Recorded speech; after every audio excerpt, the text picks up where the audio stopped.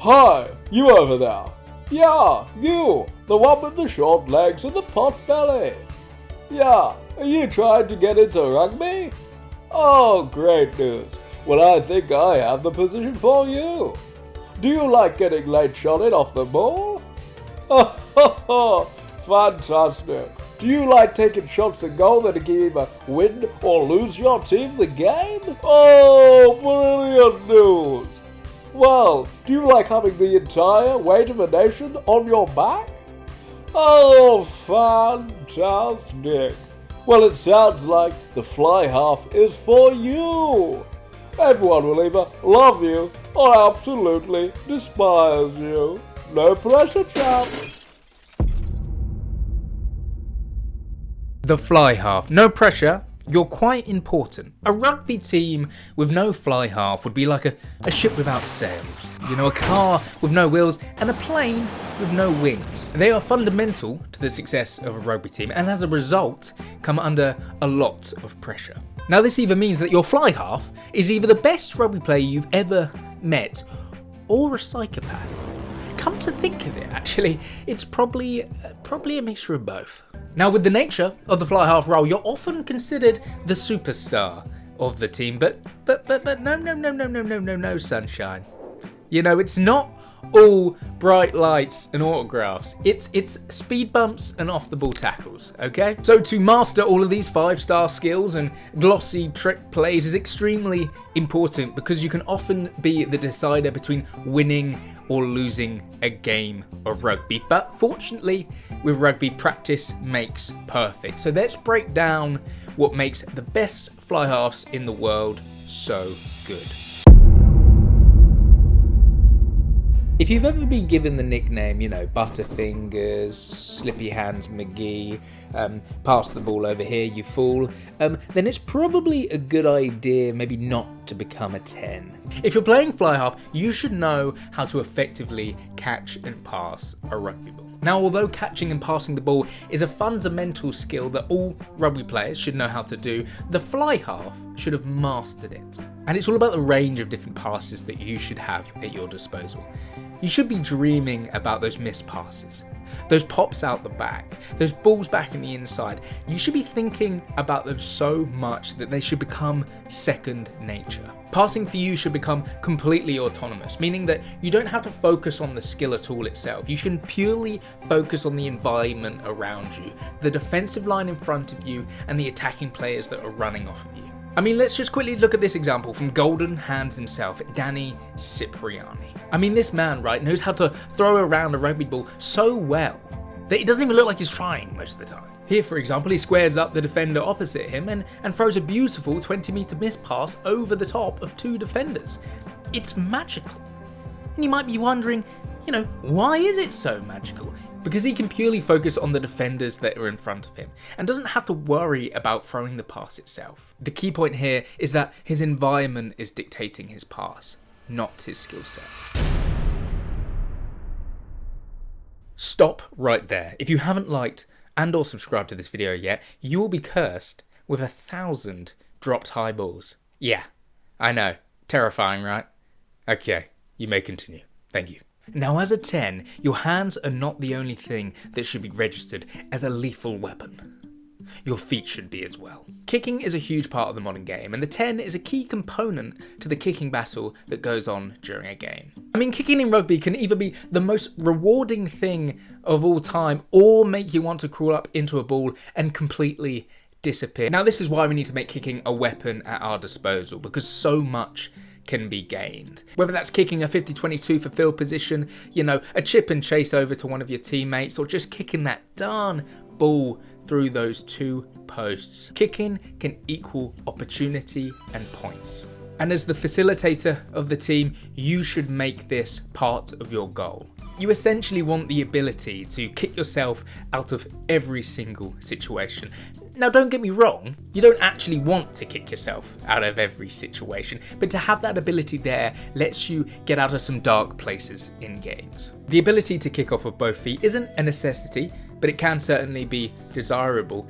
The same with kicking to posts. It's not a necessity, but it has become common practice within rugby that the 10 is the one that goes for those conversions. Now, I'm not going to sit here and tell you how to kick towards posts, because quite frankly, I don't have a clue how to do it. My conversion attempts look like attempts to resurface the pitch.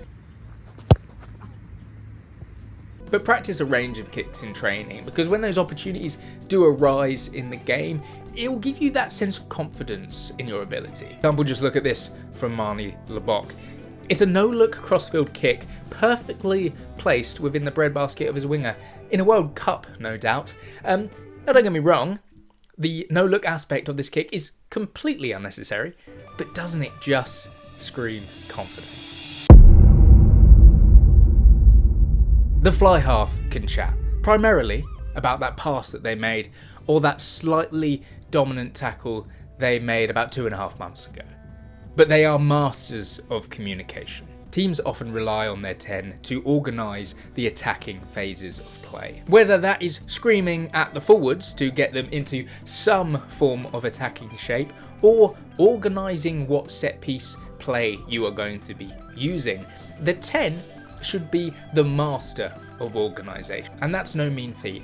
That comes with a lot of pressure from other players and coaching staff. I mean, communication has become a bit of a taboo subject really, because it's always used as a way to excuse how badly you're playing, you know. Lads, we need to communicate more. Where's the communication? But I promise you that there are professional players that have been primarily signed because they are good communicators. As a 10, you will want your communication to be clear, calm and concise. As the 10, you're often the voice of reason within the team. A lot of your players will come and look at you for advice when they're in the mud. So just keep calm, keep a cool head, and just tell them it's all part of the plan, even if it's not. So like most rugby players, unless you hate fun, you'll want to get on the scoreboard as much as possible. There is no better feeling in the world, right, than dotting that ball down and securing 5 points for your team. Being surrounded by your teammates just to get humbled by a flanker in the next phase of play. But you still hold on to that feeling. So we want to get on the scoreboard as much as possible, and being in the 10 position is such a profitable position for this. So I have a mate, right, that I used to play uni rugby with, and he plays at a really high level now, and he always used to get on the score sheet. And I came up to him one day and I just asked, you know what, how do you score so many tries, you know? And he looked me deadpan in the face with his psychopathic eyes and just said, I just follow the ball. And my mind just exploded.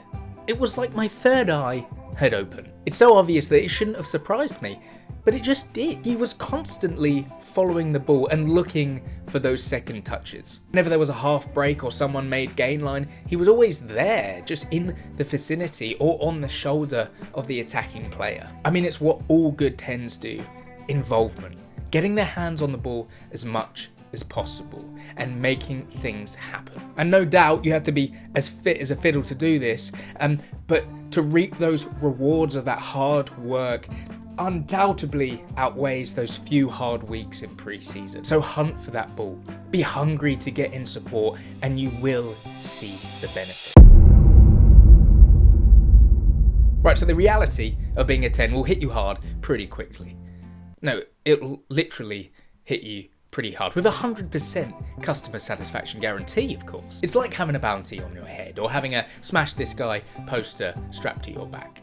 Whether that's being hit late off the ball, or a forward running straight down your channel off the back of a line out, you will be targeted. Defensively, you have to be sound. Like, I'm sorry, but you do. Even if you're hidden in the backfield, eventually someone's gonna break that line and you're going to have to make the tackle. Like, don't get me wrong, you don't have to be a big bruising tackler. Like, I don't expect to see a load of Courtney Laws-esque hits being thrown in at 10, but you do have to know how to chop effectively, because you will be found out very quickly and people will be running down your channel every play. Look at Owen Farrell, for example. Don't get me wrong, some of his tackle attempts could be classed as attempted murder, but he is one of the best defensive 10s in the game. He's so reliable in defense that his teammates around him can purely focus on who they've got in the defensive line and don't have to worry about covering him when he slips out of a tackle. And the trickle-down effect of this is that his team as a whole has a better defensive structure, allowing you hopefully to get your hands on the ball in the area of the game that you love, attack. So there you go, guys. Thank you so much for watching this video. I hope you've enjoyed. I hope you've learned a little bit about the 10 role. And thank you so much for watching. We've also recently reached 1,000 subscribers, which honestly now is unbelievable. I'd never thought I'd ever reach that, and I'm so grateful for the support that you've been showing me. So thank you so much for watching, and I hope I'll see you in the next one. All right. Bye.